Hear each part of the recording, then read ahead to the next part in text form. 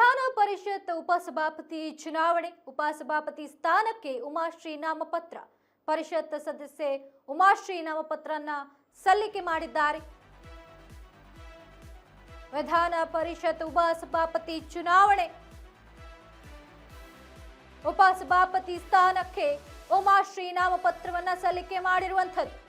ಪರಿಷತ್ ಸದಸ್ಯೆಯಾಗಿ ಉಮಾಶ್ರೀ ನಾಮಪತ್ರವನ್ನ ಸಲ್ಲಿಕೆ ಮಾಡಿದ್ದಾರೆ.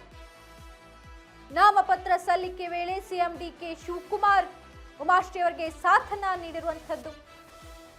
ಬಿಜೆಪಿ ಜೆಡಿಎಸ್ನಿಂದ ನಾಮಪತ್ರ ಸಲ್ಲಿಕೆ ಡೌಟ್. ಮೈತ್ರಿ ಪಕ್ಷದಿಂದ ನಾಮಪತ್ರ ಸಲ್ಲಿಕೆಯಾಗದಿದ್ರೆ ಉಮಾಶ್ರೀ ಅವಿರೋಧ ಆಯ್ಕೆಯಾಗೋದು ಫಿಕ್ಸ್.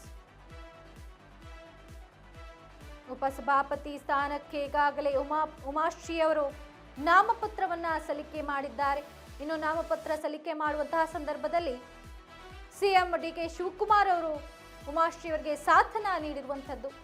ಈಗ ಬಿಜೆಪಿ ಮತ್ತು ಜೆಡಿಎಸ್ನಿಂದ ಯಾವುದೇ ನಾಮಪತ್ರ ಸಲ್ಲಿಕೆಯಾಗದೇ ಇದ್ರೆ ಉಮಾಶ್ರೀ ಅವಿರೋಧವಾಗಿ ಆಯ್ಕೆ ಆಗುವುದಂತೂ ಫಿಕ್ಸ್.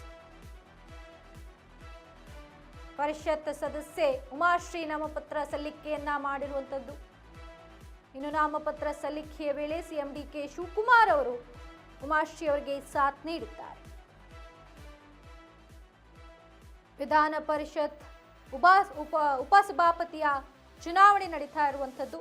ಇನ್ನು ಉಪಸಭಾಪತಿ ಸ್ಥಾನಕ್ಕೆ ಉಮಾಶ್ರೀ ಈಗಾಗಲೇ ನಾಮಪತ್ರವನ್ನ ಸಲ್ಲಿಸಿದ್ದಾರೆ.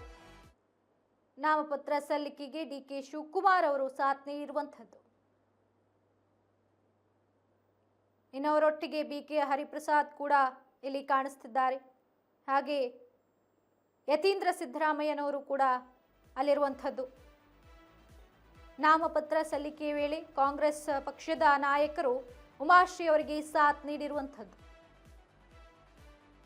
ಪರಿಷತ್ ಸದಸ್ಯೆ ಉಮಾಶ್ರೀ ನಾಮಪತ್ರ ಸಲ್ಲಿಕೆ ಮಾಡಿದ್ದಾರೆ. ಇನ್ನು ಬಿಜೆಪಿ ಜೆಡಿಎಸ್ನಿಂದ ಯಾವುದೇ ನಾಮಪತ್ರ ಸಲ್ಲಿಕೆ ಆಗದಿದ್ರೆ ಉಮಾಶ್ರೀ ಅವರು ಅವಿರೋಧವಾಗಿ ಆಯ್ಕೆ ಆಗೋದಂತೂ ಫಿಕ್ಸ್. ಕಾಂಗ್ರೆಸ್ ಪಕ್ಷದ ವತಿಯಿಂದ ಈಗ ಉಮಾಶ್ರೀ ಅವರು ನಾಮಪತ್ರ ಸಲ್ಲಿಕೆಯನ್ನ ಮಾಡಿದ್ದಾರೆ.